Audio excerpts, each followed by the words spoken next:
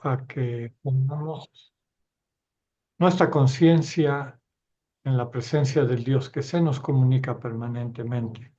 En el nombre del Padre, del Hijo y del Espíritu Santo. Amén. Padre de bondad, te damos gracias de la oportunidad de reflexionar en este don que nos has regalado a través de tu iglesia, que es este camino cuaresmal. Ayúdanos a entender cómo nos facilitas el proceso de transformación para sensibilizar nuestro corazón y poder así despertar al amor. Danos tu espíritu que nos guíe para ver el mundo con esta misma actitud. Todo te lo pedimos por Cristo nuestro Señor. Amén. Amén. Muy bien, el tema que vamos a compartir es el del tiempo de Cuaresma. Por lo que me comentaba Marisol, tal vez tengamos dos charlas, esta será la primera. Vamos a ver en términos generales qué significa la Cuaresma, cuáles son sus orígenes, cuál es este sentido de un tiempo dedicado a la reflexión y sobre todo a la búsqueda de una conversión. Me gustaría empezar por subrayar que Cuaresma viene de la raíz 40 días, que como ustedes saben, en la numerología judía significa purificación. Es un periodo de purificación, 40 años que estuvo el pueblo de Israel en el desierto del Sinaí, purificando sus distorsiones, ¿verdad? A veces se nos presenta como castigo porque, bueno, es parte del lenguaje de la época, pero en el fondo lo que está subrayando es que el pueblo necesitaba ese tiempo para entender aquello que no les unía a Dios, todos los ídolos que seguían, sobre todo los caprichos de su ego. Recuerden que cada vez que el pueblo de Israel empezaba a escuchar esa voz de su ego, que lo que les hacía era buscar riquezas o objetos, en fin, se olvidaban de Dios y empezaban a rebelarse, dice el texto, ¿no? A pelearse con Dios y con su proyecto. Y eso siempre traía como consecuencia situaciones de muerte, ¿no?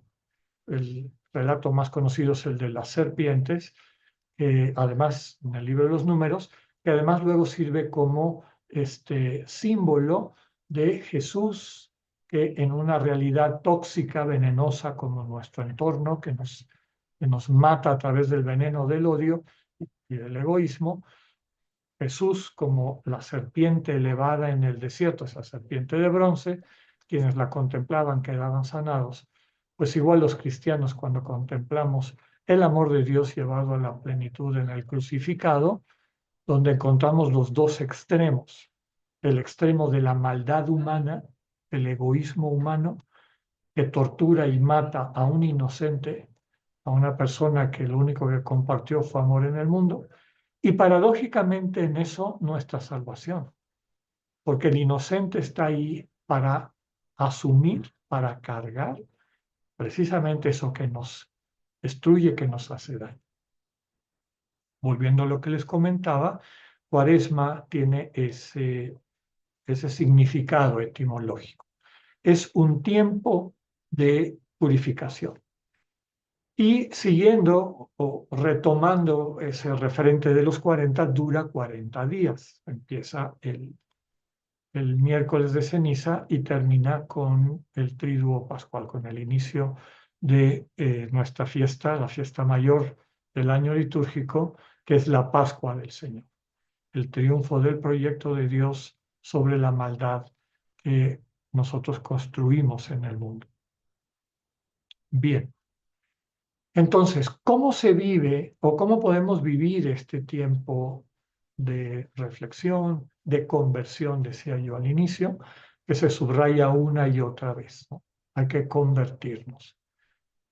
Ya hemos comentado en otras ocasiones que la conversión desde la perspectiva cristiana, ese término, la metanoia en griego, que literalmente significa cambio de dirección, no hace referencia, como a veces se presenta, a lo que son las consecuencias de la conversión, ¿no? La gente dice, mira, este que era un canalla, un malvado, ahora hace cosas buenas, ya se convirtió. No es así, porque se convirtió, empiezan a florecer en su corazón, en su conciencia y desde luego también en su actuar estas cosas buenas. La conversión implica un cambio de dirección y eso hace referencia a quién le prestamos atención, en qué se nos va el tiempo. En la antigüedad, como ustedes saben, había muchas prácticas que después siento yo que pueden haberse desvirtuado. Ya sabían que, bueno, me contaba mi bisabuela, yo tuve la inmensa suerte de convivir los primeros años de mi vida, hasta mis 18 años, con mi bisabuela que murió muy viejita y tener ese puente al mundo del siglo XIX, principios del siglo XX. Y comentaba, no, pues antiguamente no había música, durante la cuaresma no había bailes, nadie se casaba en la cuaresma, había una serie de prácticas, ya saben ustedes que se tapaban todos los santos. A ver, en el fondo lo que se trataba era, vamos a quitar todas las distracciones que puedan haber para entonces realmente vivir una conversión. Y la conversión es un cambio de dirección de la atención.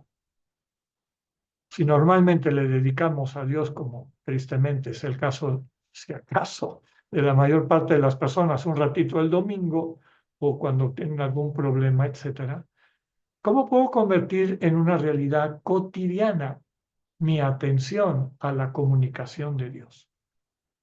Entonces, si algo podemos implementar en este tiempo de Cuaresma, yo subrayaría lo fundamental es dedicar más tiempo a estar atentas y atentos a Dios, lo cual significa separar tiempo. Ya hemos dicho muchísimas veces que en este mundo lo que no se traduce en tiempo y espacio no existe. Punto. Son elucubraciones de la mente.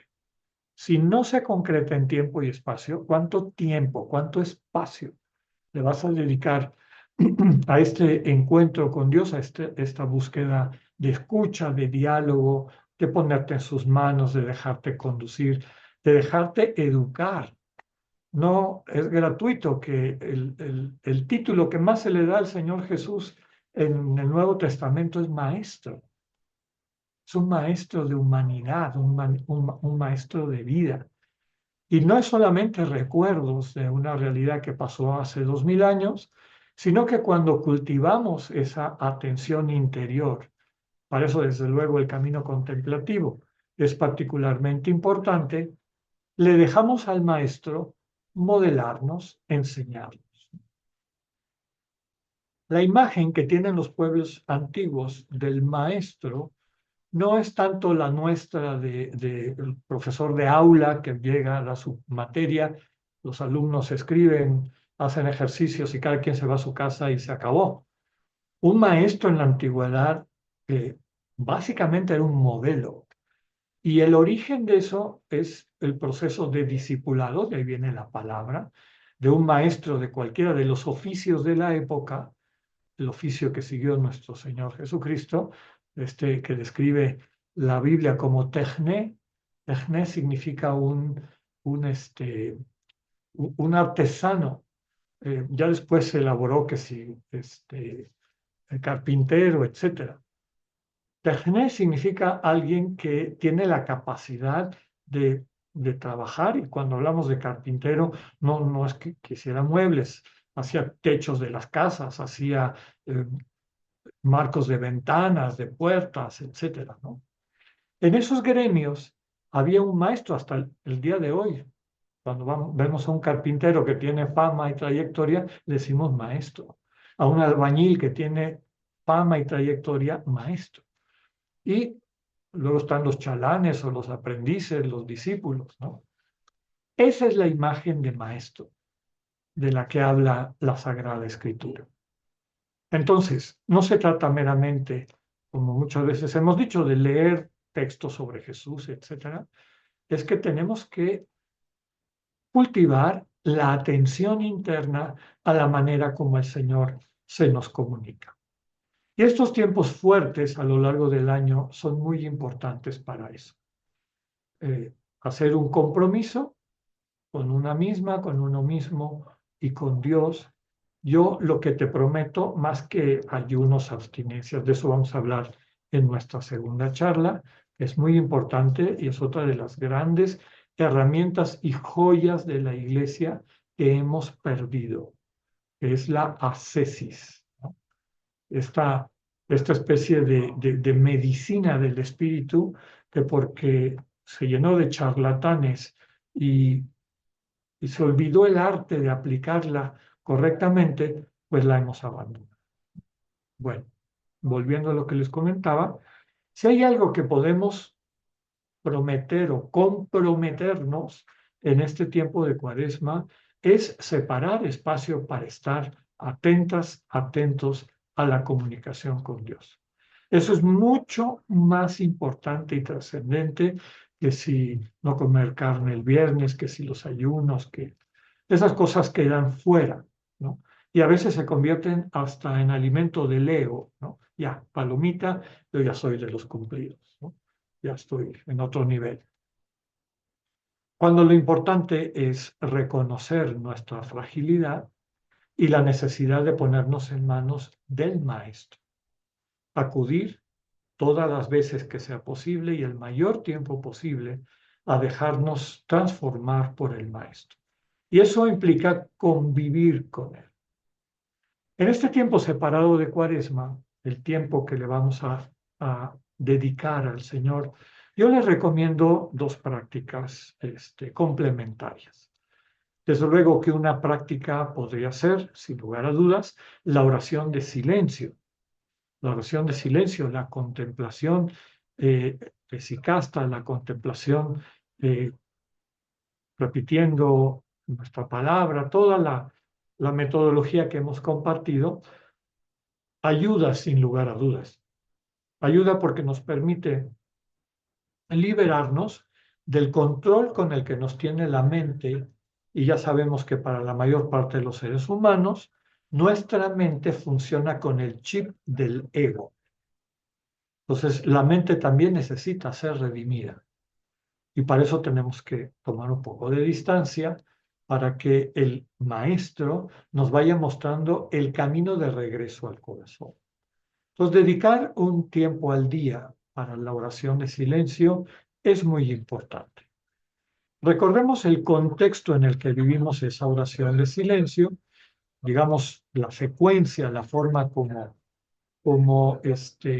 opera o le permitimos al Señor operar en nosotras y nosotros esa transformación, y que también hemos compartido muchas veces como el paradigma de Getsemaní. Cada vez que voy a dedicarle este tiempo de silencio al Señor, parto de tocar base con mi realidad. ¿Cómo estoy? A veces hay que partir de dónde estoy, ¿no? Porque la loca de la casa nos tiene en el pasado, en el futuro, en otros países, en otras galaxias, etcétera. Entonces, lo primero es tocar base, ¿dónde estoy? Y ya ven que cuando acompaño el inicio de la oración, suelo empezar por eso, invitar a la gente, hazte cargo de dónde estás. Pasea tu mirada, no estás en otro lugar más que en este concreto en el que te encuentras. Y así con los distintos sentidos corporales. El siguiente paso es cómo estoy. O sea, ¿qué siento corporalmente? ¿Qué me dice mi cuerpo de mi momento? Estoy cansado, o me siento muy bien, con muchísima energía, lo que sea. Aquí la clave es tocar base con esa realidad. Lo que estoy haciendo es eh, como colectar mi realidad, o sea, la totalidad de mi ser, percibido por mi conciencia, porque eso es lo que voy a entregar en la oración contemplativa. No entrego abstractos, entrego el concreto de mi vida.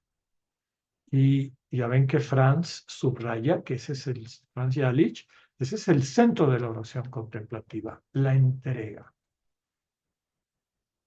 cómo está mi cuerpo, cómo está mi mente, es decir, cuáles son los pensamientos que más me han ocupado últimamente, que me están dando vueltas para bien o para mal.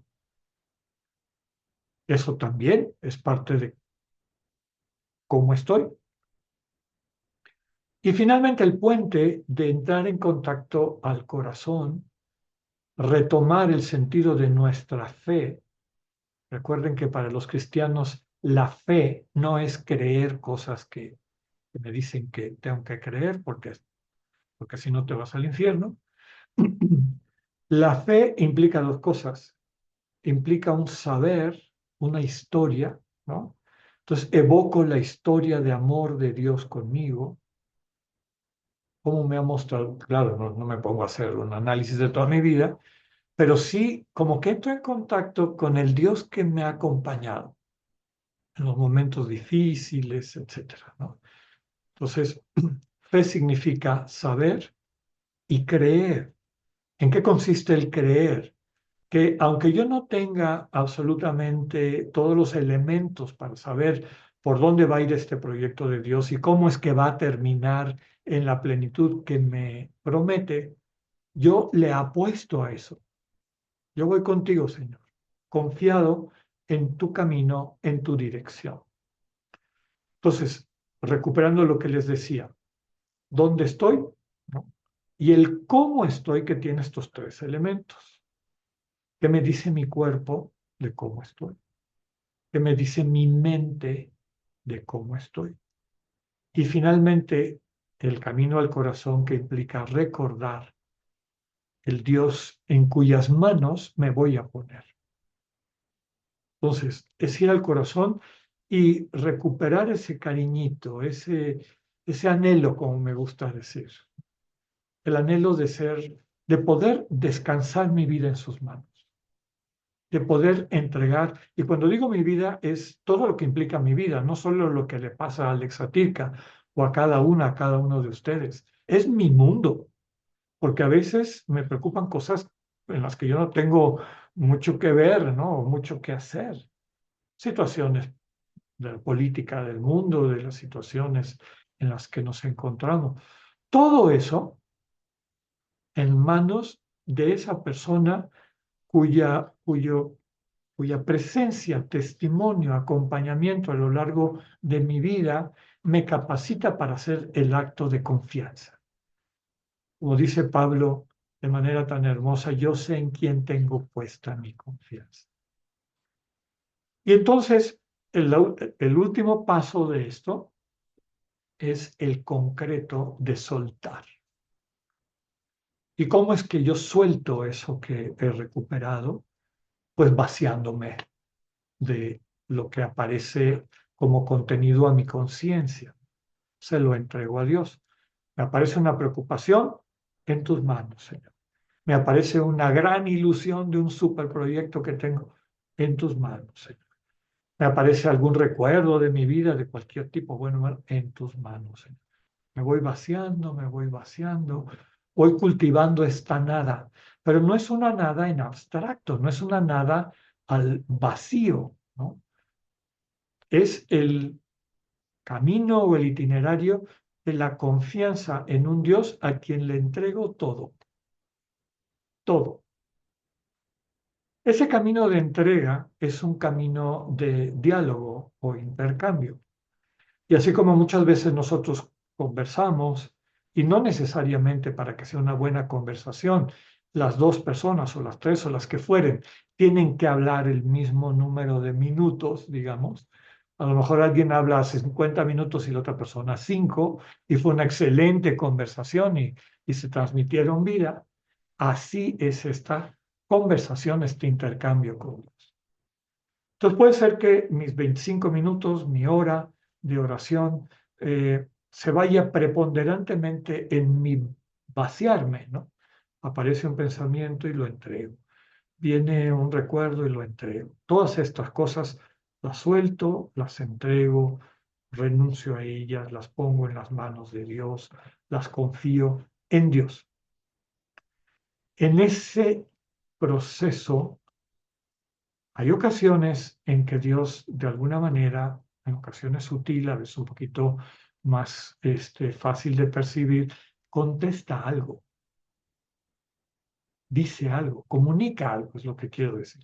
No hay que estar esperando oír una voz ahí, retumbante como de película hollywoodesca.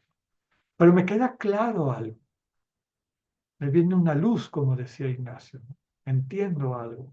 O me viene una emoción, una invitación de Dios concreta. ¿Qué tal si haces esto? Y se va.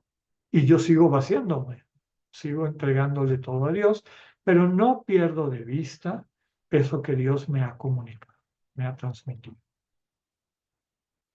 Todo esto que estoy describiendo es una manera de utilizar esa hora o el tiempo que le dediques, mientras más mejor. Hazlo como tu ofrenda de Cuaresma.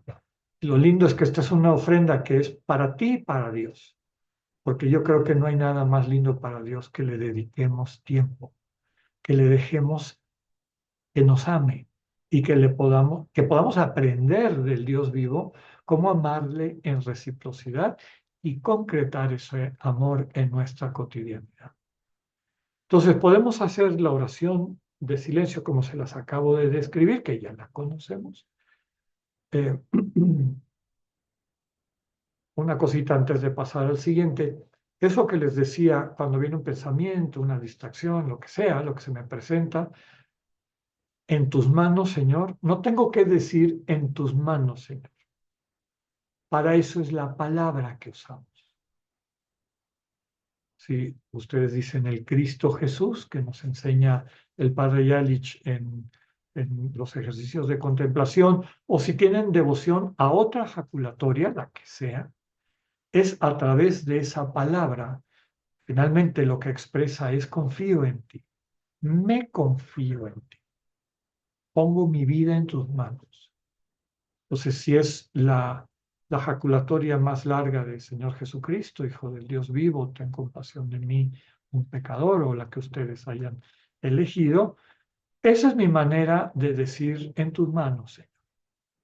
Entrego, confío, dejo en ti mi vida y toda la vida. Y lo que Dios me va a contestar de eso, lo que me va a devolver, me va a ubicar correctamente en lo que a mí me corresponde.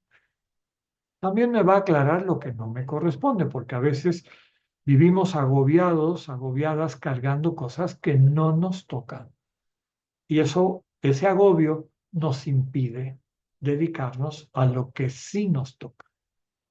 Entonces, bueno, ese es otro de los grandes frutos que nos deja esta práctica. Y ya, para ir cerrando, ¿qué otra cosa puedo hacer? Pues otro camino maravilloso es la contemplación ignaciana, es decir, la contemplación de los textos bíblicos. Qué lindo que pudiéramos dedicarle la Cuaresma, 40 días, a vivir alguno de los evangelios.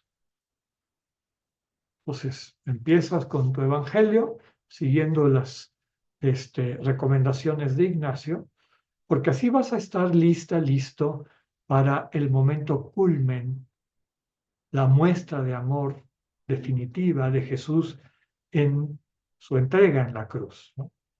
Es el final de todo este recorrido de Cuaresma. Pero vas a tener un tiempo de discipulado. Entonces puede ser que leas una perícopa, es decir, una escena, si quieres, de las que nos va proponiendo un evangelio, y después de leerla, aplicas la metodología de Ignacio de composición del lugar, es decir, cierras los ojos, compones imaginativamente la escena, si es a la orilla del lago de Genezaret, si es en Jerusalén, si es en la casa de Nazaret, etcétera, lo que fuera. San Ignacio tiene otra herramienta muy importante que es la aplicación de los sentidos. Él sabe, porque lo vivió, que mientras más realista, más de este mundo y de esta vida sea esa contemplación, más te va a llegar. como suelo yo decir, la oración o la contemplación de los textos bíblicos no es en función de las estampitas, ¿no? Las estampitas donde le dan una buena maquillada a Jesús y a todo el mundo, y no fue así, ¿no? O sea, métete a la escena. Imagínate cómo estaría su ropa, cómo estaría el entorno, cómo sería su rostro. Oye, el lugar, el lago, métete a algo real, no ideal, con base, desde luego, al texto del Evangelio, ni más ni menos. Y meterte a la escena, San Ignacio subraya, es interactuar con las personas de la escena. ¿Cómo puedo interactuar con esas personas? Primero, pues viéndolas, ¿no? Presentándomelas imaginativamente, escuchando lo que dicen, tanto lo que transmite el texto en sí, como lo que a veces el espíritu empieza a sugerirme como continuación de eso o profundización de lo que se comunica, eh, tratando de percibir la actitud de la que están hablando, ¿no? Y él subraya mucho un verbo que ya se han agarrado a sombrerazos para decir qué significa, el famoso verbo reflectir, reflectir sobre sí mismo. Y hay gente que lo han interpretado como reflexionar, reflexiona la escena. Yo digo, a mí eso me parece un absurdo. No se trata de que nos pongamos a estudiar desde una perspectiva meramente psicológica, mental, el texto, sino reflectir significa que te refleje, que te ilumine, que te transforme. O sea, cómo esa escena te comunica algo. Y quienes hemos vivido los ejercicios espirituales de San Ignacio, sabemos que cuando vivimos estas instrucciones bien, a conciencia, pasan cosas impresionantes. Como que el texto, más bien la escena, la interacción con la verdad de la que es vehículo el texto bíblico, te agarra, ¿no? Y empieza a transformarte interno. O sea, es comunicación del Dios vivo, que también tiene los elementos que les describía del otro tipo de oración. Tarde o temprano implica una luz para tu vida, ¿no? Implica una invitación en tu vida, hacer cambios, hacer ajustes, básicamente, de tal forma que en este itinerario de capacitarnos para la comunión con el Dios vivo, podamos dar los pasos que nos corresponden en este tiempo. En resumen, Cuaresma, tiempo de conversión, cambio de dirección, cambio de atención. Deja de perder el tiempo y de vivir distraída, distraído, y dedícale tiempo de calidad al encuentro con el Dios vivo. Todo como preparación a ese más grande misterio de la fe, que es la pasión, muerte y resurrección del Señor. Entonces es un tiempo de irnos dejando modelar por el Maestro, reconociendo nuestra condición de discípulas y discípulos. Yo lo dejaría hasta aquí. Muchas gracias. Que tengan una Cuaresma de mucho fruto, realmente de profundización en nuestro conocimiento interno del Señor Jesús, como nos invita Ignacio, y nos vemos en abril para el segundo capítulo de esta serie.